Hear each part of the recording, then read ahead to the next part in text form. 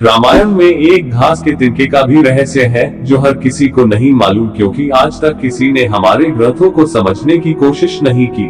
सिर्फ पढ़ा है, देखा है और सुना है। अगर आप भी उनमें से एक है तो फिक्र मत कीजिए, हम किस लिए है, क्योंकि हमारा उद्देश्य सनातन धर्म ग्रंथों के प्रति सभी सनातनियों को जागरूक करने का है। अगर आप हमारे इस प्रयास में शामिल होना चाहते हैं तो चैनल को सब्सक्राइब कर हमारा हौसला बढ़ाएं। तो मित्रों, अब बात करते हैं रामायण काल के उस तिनके के बारे में जो माता सीता के हाथ में था। दोस्तों, लंकापति रावण ने जब माँ सीता जी का हरण करके लंका ले गया, तब लंका में सीता जी वट वृक्ष के नीचे बैठकर चिंतन करने लगी। रावण बार बार आकर माँ सीता जी को धमकाता था, लेकिन माँ सीता जी कुछ नहीं बोलती थी। रावण ने श्री राम जी के वेशभूषा में आकर माँ सीता जी को भी भ्रमित करने की कोशिश की, लेकिन फिर भी सफल नहीं हुआ। रावण थक हार कर जब अपने शयन कक्ष में गया तो मंदोदरी बोली, आप तो राम का वेश धर कर गए थे, फिर क्या हुआ? रावण बोला, जब मैं राम का रूप लेकर सीता के समक्ष गया तो सीता मुझे नजर ही नहीं आ रही थी।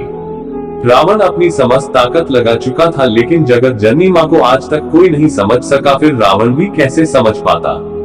रावण एक बार फिर आया और बोला, मैं तुमसे सीधे सीधे संवाद करता हूँ, लेकिन तुम कैसी नारी हो कि मेरे आते ही घास का तिनका उठाकर उसे ही घूर घूर कर देखने लगती हो। क्या घास का तिनका तुम्हें राम से भी ज्यादा प्यारा है?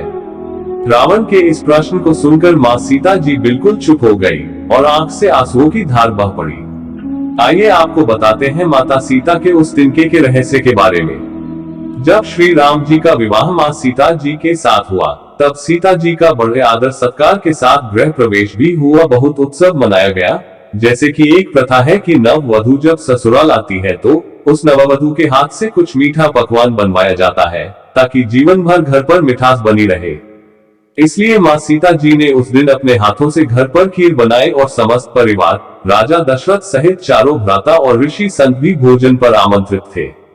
माँ सीता ने सभी को खीर परोसना शुरू किया और भोजन शुरू होने ही वाला था कि जोर से एक हवा का झोंका आया। सभी ने अपनी अपनी थालियां संभाली। सीता जी देख रही थी।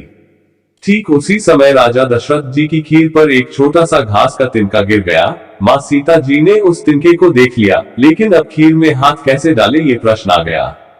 माँ सीता जी ने दूर से ही उस तिनके को घूर कर जो देखा तो वो तिनका जलकर राख की एक छोटी सी बिंदु बनकर रह गया। सीता जी ने सोचा, अच्छा हुआ किसी ने नहीं देखा।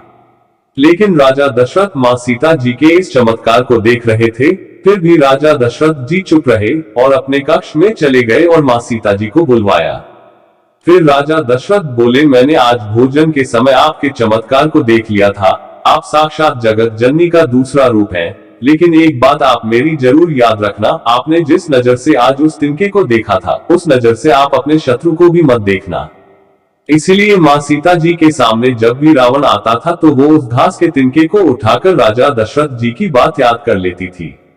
यही है उस तिनके का रहस्य।